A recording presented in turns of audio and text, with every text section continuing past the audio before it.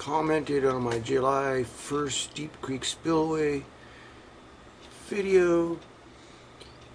This is from yesterday. He says, great video. I enjoyed it. Been going there for 20 years. Now still do. He's got a 48 flat fender, a 61 CJ5, a 68 red Jeepster. I don't know what a Jeepster looks like. I imagine it looks like a Commando, but he's got a 66 Myers Mannix buggy.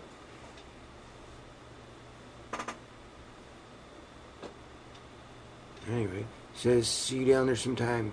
Thanks for posting. I love your videos. Hey, Ralph D. Jeeper. Hey, I love your videos too. Check out your channel. I see you're a regular there at Deep Creek. Hope to see you there sometime. And hopefully the sheriff don't chase me out like the last time I was down there. That's from Archer's Friend. Archer's Friend. I think I got Archer's Friend on my friends list. This guy's a pretty knowledgeable guy. He's always tinkering around with stuff. I believe he's still making his own diesel. How to use motor oil, which I thought was pretty good. He's always got something going on. He's commenting on my video spark plugs. I changed the spark plugs on the Super D, and I read a lot of the comments on the Ford website.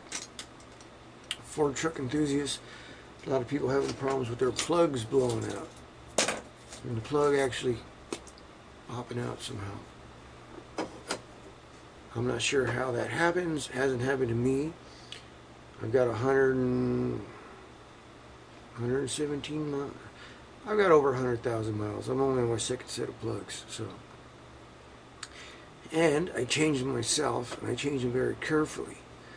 I'm not going to take it to no tune-up shop. They used to have Andy Granatelli tune-up masters. I don't know what they have these days because I don't trust those guys anymore. These new cars, what do you got to go to our tune-up shop for? I mean, they're going to adjust the carburetor and all that stuff. It's not adjustable. Timing, change plugs, put new wires. Even wires, there's no wires anymore. Anyway,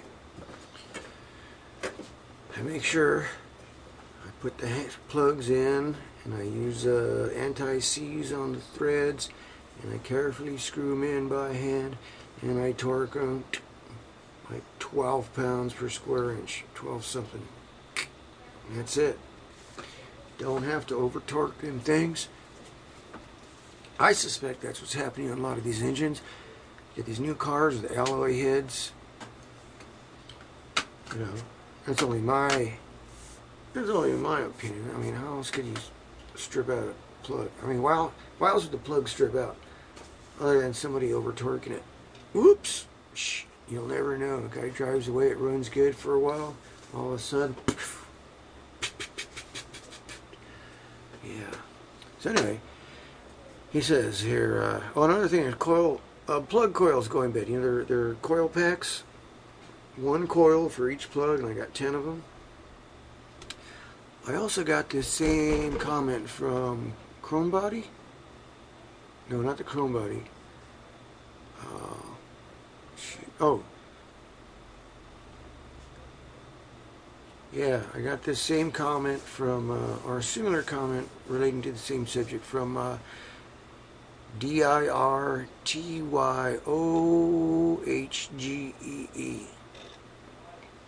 Dirty OG? Dirty OG? Is that what it is? Dirty OG? Dirty OG commented too on the coil packs.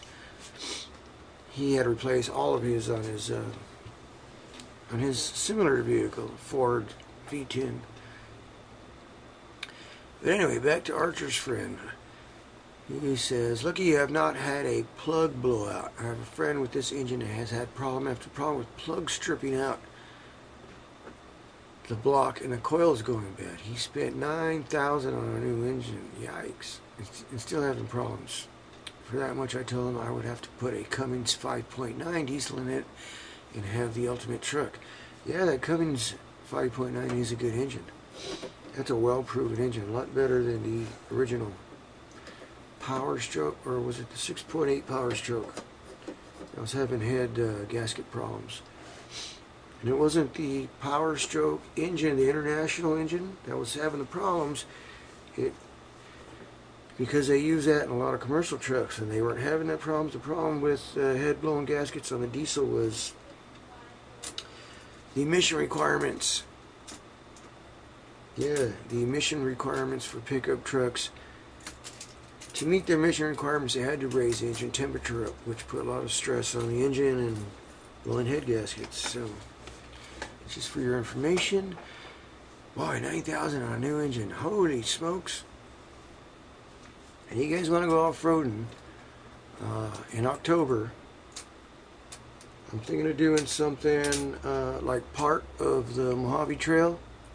So if you're interested, keep track of my channel here. All you gotta do is show up, bring your camping gear, bring a reliable 4-wheel drive, and it'll just be a little weekend trip.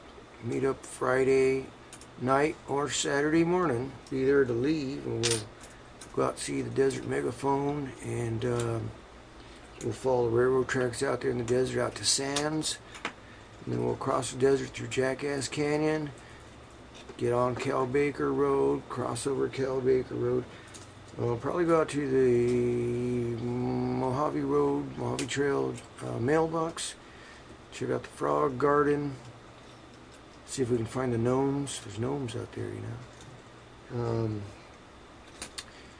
And maybe camp out there for the night, and in the morning head back on down the trail. We'll head on back east to I-15. Well, on the way we'll stop at Lava Tubes. We'll cross Soda Dry Lake.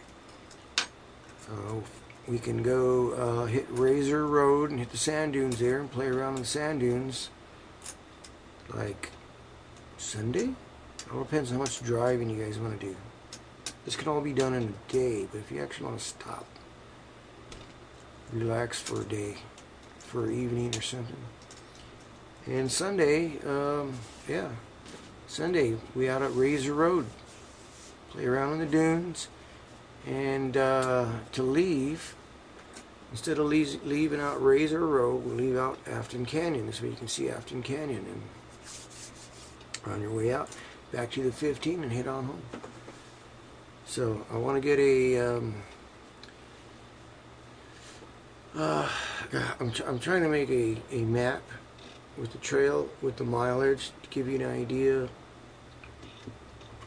how many miles it is, just for some of the people who have never been off-roading out in the desert. It's very simple. You don't need a monster truck or nothing. A standard SUV with 4-wheel drive should have no problem other than flat tires. It's basically sandy, washed out roads. You might have some ruts now and then, but nothing major.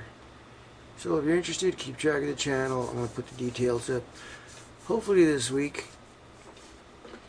and we'll go from there. I'm thinking maybe mid-October, which is only a few weeks away. So keep in touch. We will, let's see, we will,